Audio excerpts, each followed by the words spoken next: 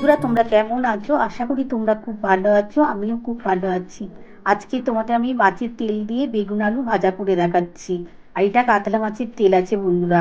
আর এই মাছের তেল ভাজা করার জন্য আমি কী কী নিয়েছি দেখে নাও। আমি মাছের তেল নিয়েছি, এটি কাতলা মাছের তেল আছে, বেগুন আছে, ছোটো ছোটো করে বেগুন কুটে নিয়েছি, আলু কুটে নিয়েছি, জিরি করে পেঁয়াজ দেবো আর কাঁচা লঙ্কা। এটা দিয়ে কিন্তু আজকে মাছের তেল ভাজা করছি। চলো বন্ধুরা, ওদিকে আমি খুবই সামান্য একটু তেল বসিয়ে দিচ্ছি। তেলটা গরম হলে আমি মাছের তেলটা আগে ভেজে তুলে নেবো। তারপর আমি আলু আর বেগুন পেঁয়াজ একসাথে আমি ভাজবো। বন্ধুরা দেখো, মাছের তেলের মধ্যে আমি কিন্তু নুন আর একটু হলুদ ভালো করে মাখিয়ে নিচ্ছি। আর ওইদিকে খুবই সামান্য একটু তেল দিয়েছি, কারণ মাছের তেল আমার অনেকটা আছে, তো যদি একটু তেল বেরোয় তার জন্য বেশি তেল দিইনি। আমার মাছের তেল আজকে অনেকটাই আছে। আর এটা কাতলা মাছের তেল বন্ধুরা। আমি এবার ভালো করে একটু ভেজে নেবো, তবে খুব বেশি কড়া করে ভাজবো না। আর দেখো বন্ধুরা, খুবই সামান্য তেল দিয়েছি, কারণ তেল আমার মাছের তেল অনেকটাই আছে। তেল তো এমনিতেই বেরোবে, তার জন্য অল্পই তেল দিয়েছি। এবার মাছের তেলগুলো আমি দিয়ে দিচ্ছি।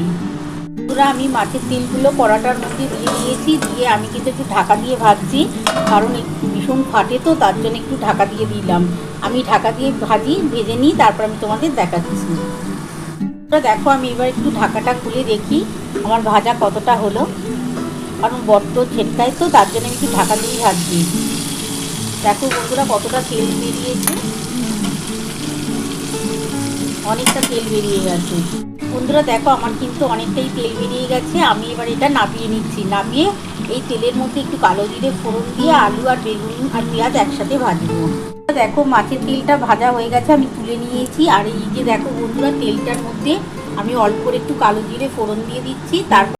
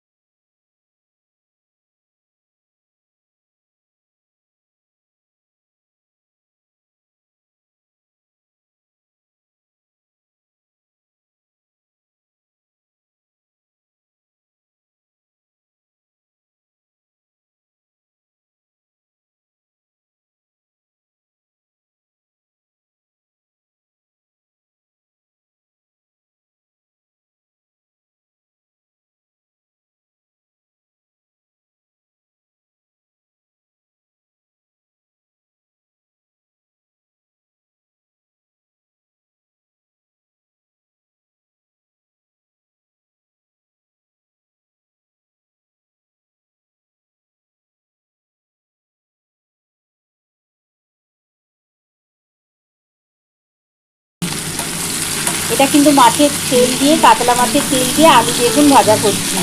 এটা কিন্তু গরম ভাতের সাথে দারুণ খেতে লাগে। গরম ভাত হলে এরকম যদি তোমরা মাছের তেল দিয়ে আলু বেগুন ভাজা করো না, খুব সুন্দর খেতে লাগে। মাছের তেল দিয়ে দেখবে তোমাদের ভাত উঠে যাবে।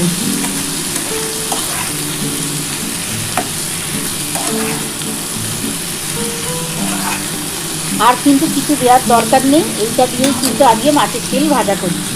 বন্ধুরা দেখো, আমার কিন্তু ভাজাটা মোটামুটি হয়ে এসছে। দেখো, আজকে কিন্তু বেশি তেল দিইনি, কারণ এই যে মাছের তেলটাই অনেকটা রয়েছে, তো তার জন্য আজকে বেশি তেল দিয়ে ভাজলাম না।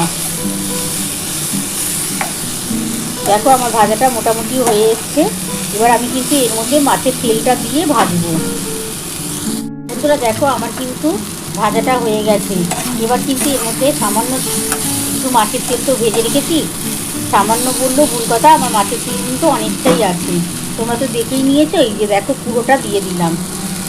এই মাছের তেলটার সাথে আমি একটু ভালোভাবে একটু ভাজা করে নিই, একটু নাড়াচাড়া করে আমি নামিয়ে নিচ্ছি।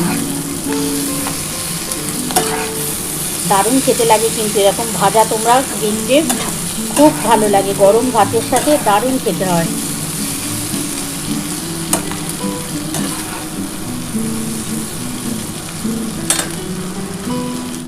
বন্ধুরা দেখো আমার কিন্তু ভাজাটা কমপ্লিট হয়ে গেছে, এবার আমি কিন্তু নাবিয়ে নিচ্ছি। নাবিয়ে তোমাদের দেখাচ্ছি। দেখো আমার কিন্তু কাতলা মাছের তেল দিয়ে আলু বেগুন ভাজা করা হয়ে গেছে। তোমরা তো পুরো রেসিপিটাই দেখে নিয়েছো আমি কিভাবে করেছি। এরকম কিন্তু মাছের তেল দিয়ে আলু বেগুন ভাজা গরম ভাতের সাথে দারুণ খেতে লাগে। তোমরাও বাড়িতে এইভাবে একবার হলেও করে খেও। তোমাদের যদি আমার এই রেসিপিটা ভালো লেগে থাকে প্লিজ একটা লাইক সাবস্ক্রাইব করতে ভুলো না। আর কমেন্ট বক্সে অবশ্যই জানিও কেমন হয়েছে।